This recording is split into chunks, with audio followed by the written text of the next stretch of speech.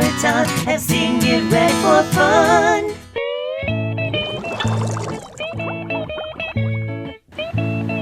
Hi everybody, welcome to our story time. We're going to visit our libraries today, and we're going to talk about dolphins and sharks and have crafts, and all kinds of neat things are happening with us today. One of our stories is going to be One Day on Our Blue Planet. And also, this is interesting, I think you will find in our big book, Dolphins. The wonderful thing about dolphins is hearing them trying to speak. It's not how you do, as I say to you, it's more of a click, whistle, squeak. And look at our big shark. Isn't he cool? I think he's cool. Shark, I swim with a grin up to greet you. See how my jaws open wide? Why don't you come a bit closer? Please take a good look inside. Ella Bailey's One Day on Our Blue Planet in the Ocean. Look at all of our fish. Ooh, animals of the ocean shallows.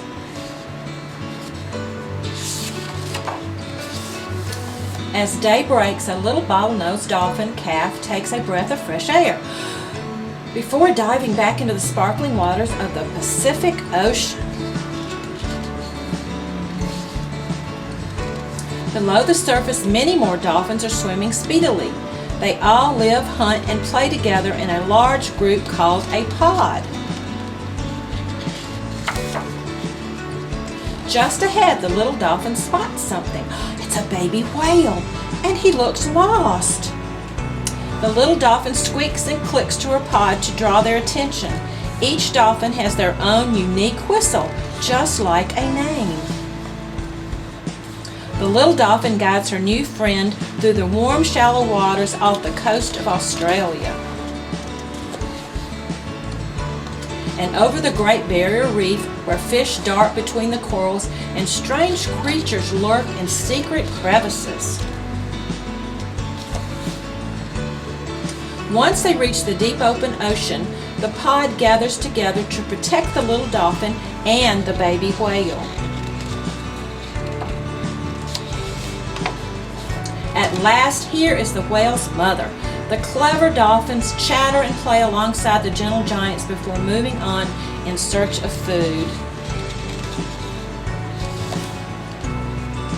Whales are not the only huge creatures living in this vast watery world. As she travels, the curious calf meets a strange ocean sunfish and a long lion's mane jellyfish, and a group of softly sweeping manta rays. In the depths beyond, the pod sees a large shoal of fish. The older dolphins work together, grouping their prey near the surface so they are easy to catch. The little dolphin likes fish, but like other baby mammals, she also needs her mother's milk. As night falls, the ocean grows darker and hungry sharks come out to hunt. The little dolphin stays close by her mother's side, away from harm. All dolphins must stay alert to breathe, so they sleep with one eye closed at a time. Together with her pod, the little dolphin swims speedily through the glittering waters.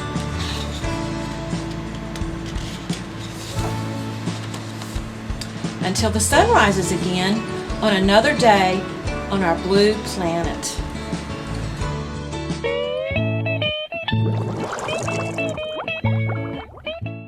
Today we're doing 5 little fish swimming in the sea.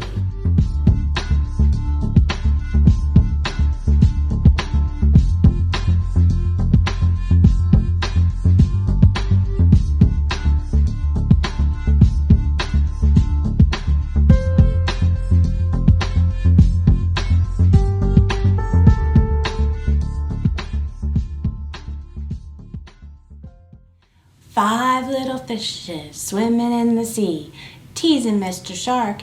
You can't catch me, you can't catch me. Along comes Mr. Shark, as quiet as can be, and snaps that fish right out of the sea. 4 little fishies swimming in the sea, teasing Mr. Shark. You can't catch me, you can't catch me.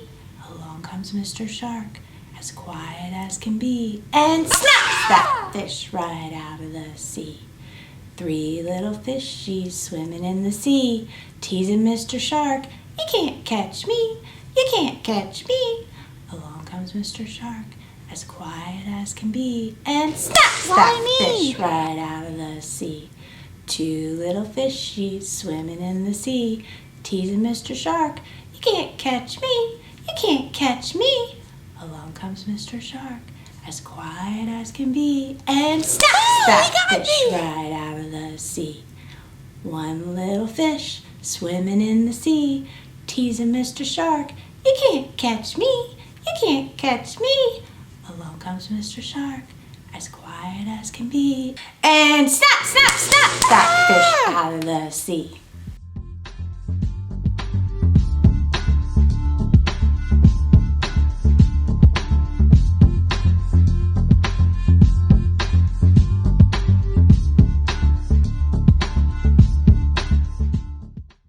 Welcome back to a new episode of Snippets by the Salt Marsh, where we will be partnering with the Georgetown County Library System to do a series of snippets and activities that all ages are welcome to do. This Snippets by the Salt Marsh is inspired by a good friend of the reserve, Kevin Kurtz, and his book Sharks and Dolphins, Compare and Contrast. What makes sharks different from dolphins? They are 2 different animals, but they both live in the ocean. Dolphins are mammals and sharks are fish. This means that dolphins breathe with A, gills, or B, lungs. Take a second to answer the question. If you answered B, lungs, you are correct. This means that dolphins have to breathe air or oxygen. Sharks, on the other hand, need to keep swimming to be able to push water through their gills to survive. Both animals have unique ways to be able to find food. Sharks have a sensory organ called ampullae of Lorenzini. This is a hard word, so we are going to say it together. Now repeat after me. Amp, uli, of, Lorenzini. Ampullae of Lorenzini help sharks to sense prey like a big metal detector to be able to eat. The word prey means something that the shark will eat. Dolphins have what is called echolocation. This allows the dolphin to send out a noise to bounce off of its food and then back to the dolphin to be able to find out where and how far away the prey is. Here is a short video of a bottlenose dolphin feeding in North Inlet during the winter.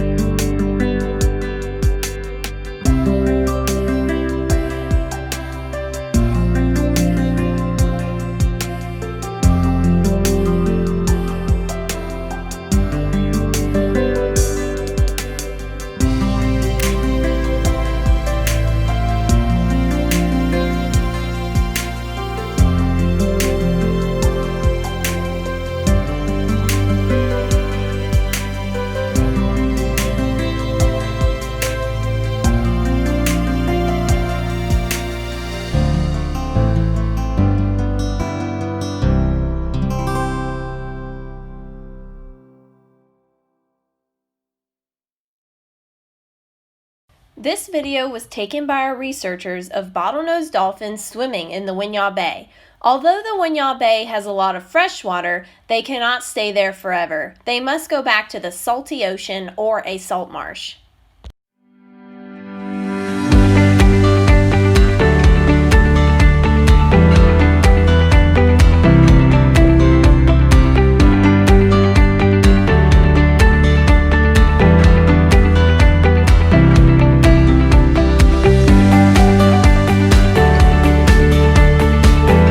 Although dolphins and sharks may look similar, some of their fins have different names. On a dolphin, the tail fin is called a fluke, whereas a shark, it is called a caudal fin. Other fins on sharks and dolphins are called dorsal fin and pectoral fins. If you would like to deepen your knowledge on sharks, check out our Shark Snippets by the Salt Marsh on our Facebook page. I hope you enjoyed this short snippets video and stay tuned on how to create your own shark fortune teller. What you will need for this shark fortune teller is paper, scissors, and colored pencils.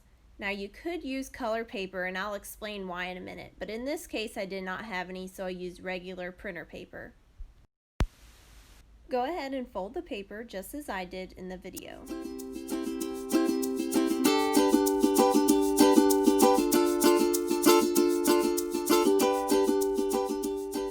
Next, what you'll do is cut the excess paper off so that you have a perfect square.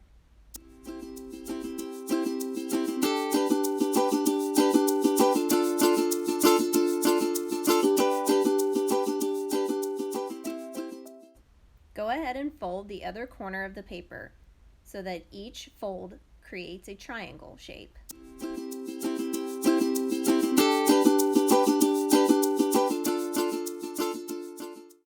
Next, what you'll do is fold it into a rectangle.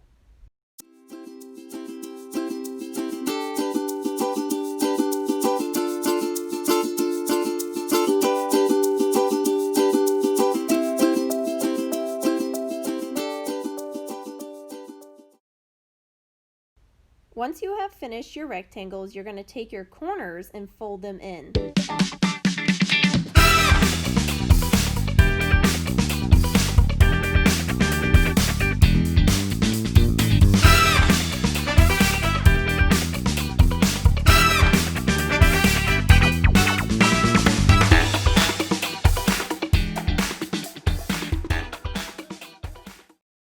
Alright, go ahead and flip it over.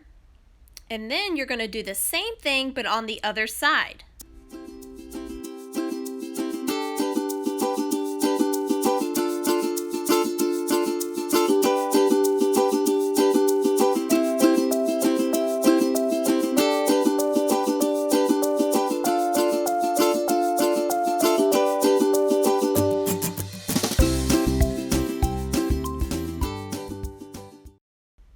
Now it's time to make our fortune teller into a shark. What I did was I used colored pencil to color in my shark. But what you could do is use colored paper, if you have it, to glue on.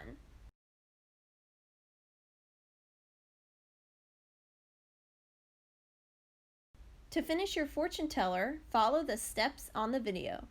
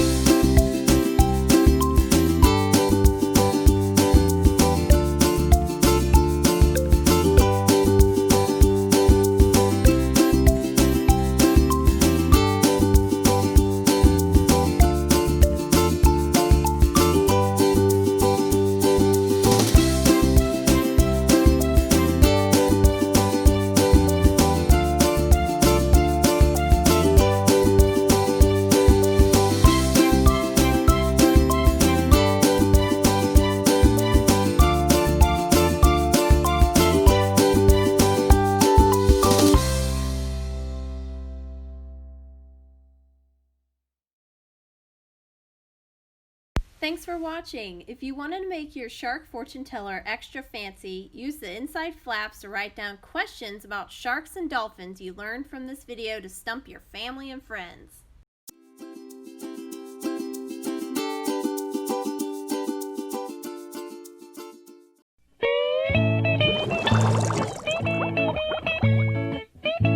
Okay, hello, and welcome to our Shark Week craft. Today we're going to make a shark bite picture frame where it looks like your loved one is being devoured by a shark. If your kid is like mine, they'll love it anyway. So this is the finished product. I'm going to show you how to get to that point. Now, you can use something like craft foam if you have it. You can use just plain construction paper. I find it easier to cut and trace on plain construction paper, so that's what I did for my template. And you can even just use white paper and color it blue with a marker or a crayon if you don't have construction paper at home. It's really, I try to make these things as simple as possible so you can do them at home without having to go out to a store and buy $30 worth of craft supplies. So I'm just tracing this shape that I made, but it's a basic, very easy, like rounded V. This is the first one I hand traced, and then I just copied off of the rest of them. If you want to go online and find yourself a little template, you're not sure of your skills as a vague shark-shaped drawer, it's fine. And you just cut out that shape.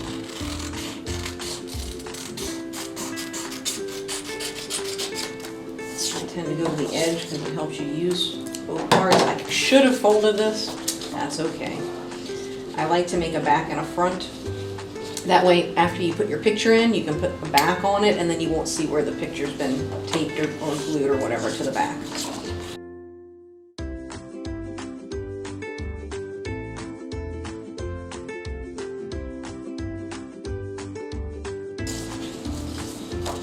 Then, for the inside part, you want to cut out another smaller U shape inside. So I'm just going to freehand that.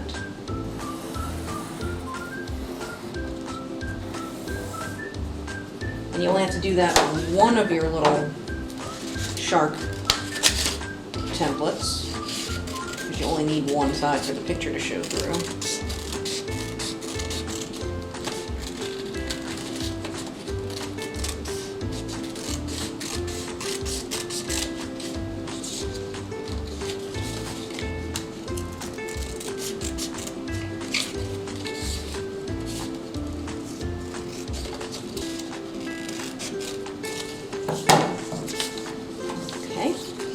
Then, once you've got that window cut out, it makes it easier to go ahead and trace your teeth on the white piece.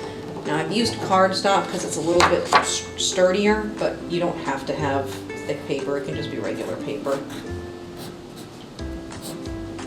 And I remember that when I drew these teeth, I ended up kind of cutting around them anyway. Like, they're mostly just a guide, not... You don't have to stay in the lines, in other words. They just kind of help you figure out, okay, this is where a tooth is, that's where a tooth is, that's where a tooth is, okay. Whoops.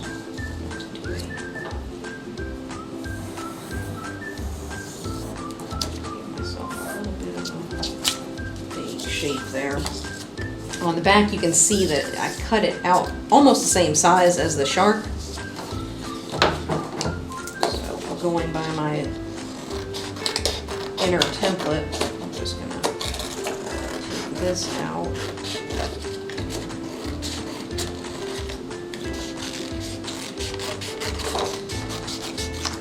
Again.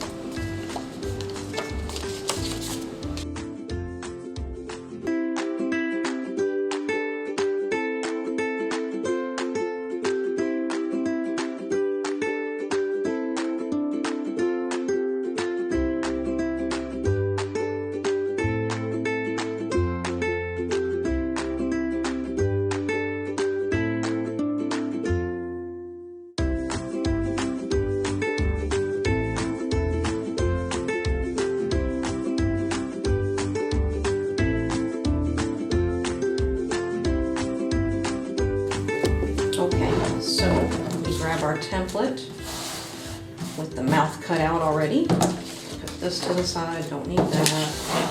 Need that. And then you just kind of want to center it so that you can see the teeth. Flip it over and tape it down. You could also glue it if you just have some glue or glue stick, that's fine too. And then find a picture that fits nicely inside the frame and line it up so that it looks like your loved one is being devoured. Tape that down. you know, I use tape because I might want to take this picture out of here one day. If you know that, you know, you can make more copies of the picture or whatever, you can always just glue it as well. And then you'd want to just put the backing on. I'm just going to use some tape for this too. But again, you can glue it, it's not a big deal. Before I seal it up, I'm going to put, that's just a piece of strings and twine that we had at the library. You can use any kind of ribbon that you have at home, any kind of string, kitchen twine, whatever. Stick that down. That's just so you can hang it. Okay, so that's almost done. The last thing you want to do is just draw in those little nostrils. Just a black marker or a black crayon, doesn't matter. And that's it. Just two little dark ovals and you're done.